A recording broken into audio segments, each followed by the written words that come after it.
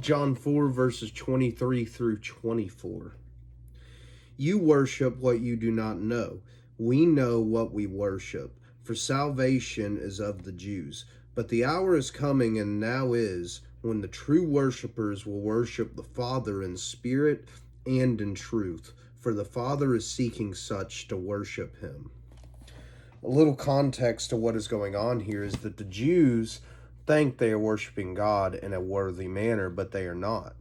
And this is so true for the whole entire church today in its entirety, is that there are many Christians who don't truly understand what worship is. I'm still learning what worship is, and so many Christians are.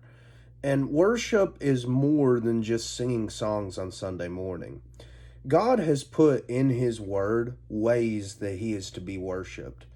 And that is a direct command. It is a command to worship God in these ways, in spirit and in truth. Now, what does that mean? Worship can be very man-centric if we're not careful. We can make worship about us instead of about God. And it's not just singing songs. Worship is a lifestyle.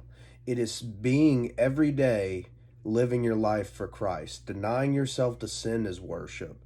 Denying yourself to do bad things is worship. Spending time with God is worship. Ministering to people is worship. Following the 10 Commandments is worship. Just being a Christian and trying to live a Christian lifestyle through Christ to please him is worship. And that's where a lot of people get confused, is thinking it's just singing songs, but it's so much more than that. It is using your life to please God, because God has given up his life to give you hope in him. And it's important we remember that as Christians, that every day we strive to please God. We look through the Bible, we find that how we worship God, he has put in here, and that's the truth. To worship him in the ways that he has said for us to worship him in his word. And there are many different scriptures for that.